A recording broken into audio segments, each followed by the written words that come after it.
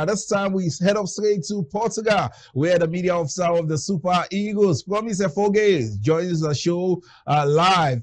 Promise Efoghe, sincerely, we used to call you both with Joe, or have the players really giving you another name as far as your responsibilities are concerned? It feels great to have you on the show, though. Well, every player in the Super Eagles called me Promise. That's my name. Save Coach Eric Shell, who sometimes calls me Officer. Using the French intonation. And sometimes he would call me Promise.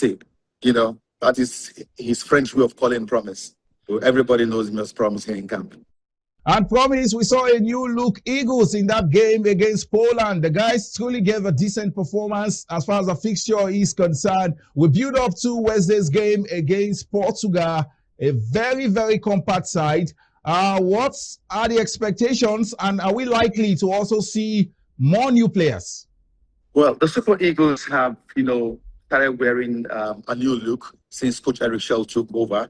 He's been infusing a couple of new players to the fold, changing the way the team used to play to what he wants the team to play. And in a recent interview, he said the reason why he's been inviting new players to the fold is because he wants to ensure that there is a succession plan for the team, and ensuring that those areas where the team lacked at the last AFCON, those areas are shot up before the next qualifiers and the next tournament. And so the Super Eagles under Coach Eric Shell is work in progress. He's not stopped working at that.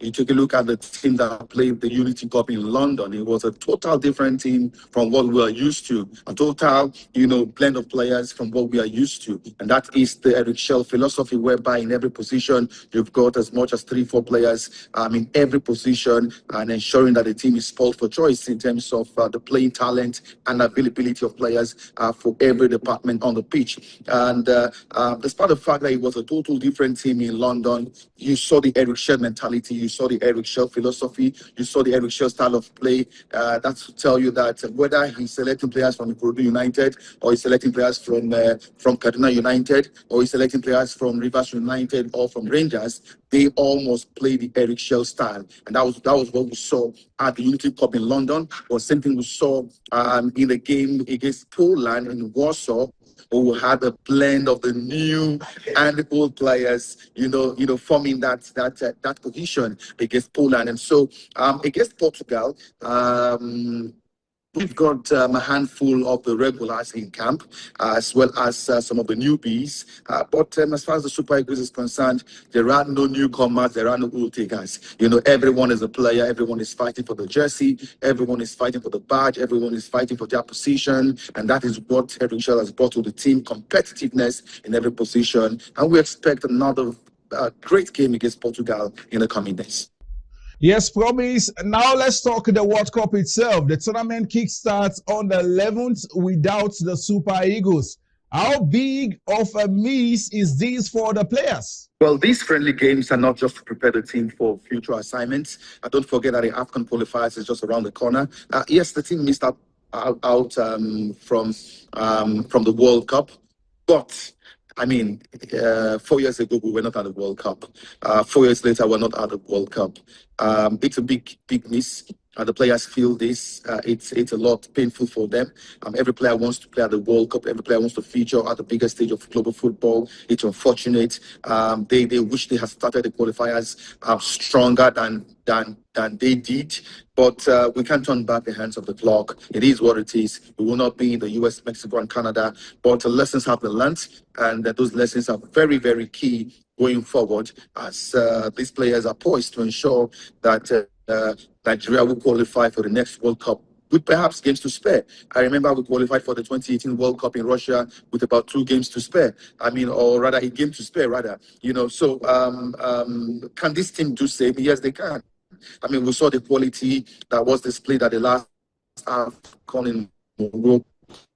That is a team that should be qualifying for the World Cup. The kind of team we've seen of the Super Eagles in recent time is a team that should be qualifying for the World Cup. A lot of persons have said, Probably if Eric Shell had been on the saddle early enough, maybe the story would have been different. But no one is a prophet here. We do not know what would have happened, even if he started much earlier with the team. But we are deciding to put the past behind us and focusing on the future. And the future is the AFCON qualifiers. The future is the AFCON 2027. The future is the AFCON 2029, if there will be any. And the future is the World Cup 2030.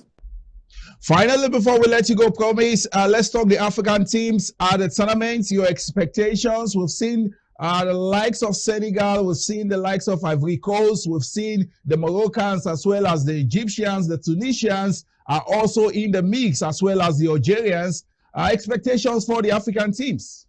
Absolutely. African teams have come of age. African teams have shown that at the world stage, at the global stage, they can hold their own, and we've seen that happen again and again. We saw Ghana at the quarterfinals of the World Cup many years ago. We saw Senegal at the quarterfinals of the World Cup some years ago.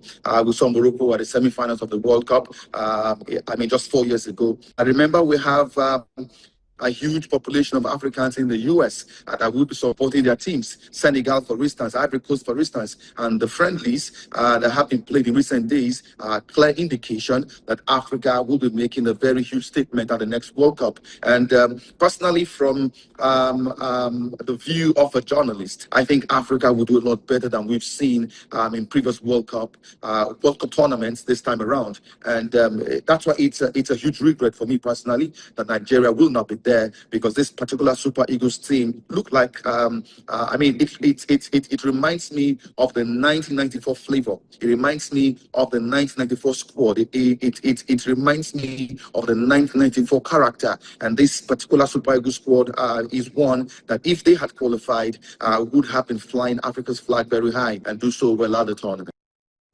Thank you very much for your time. Media officer of the Super Eagles, Promise Efoghe, all the way from Portugal. A pleasure to have you join us on the show today. We say all the best to you and the rest of the squad in Wednesday's game. Thank you so much for having me on Sportsville, Matthew Okube. Thank you to your other guests in the studio, Bolu and Tony Ubani. Thank you guys for having me on your show today. Thank you.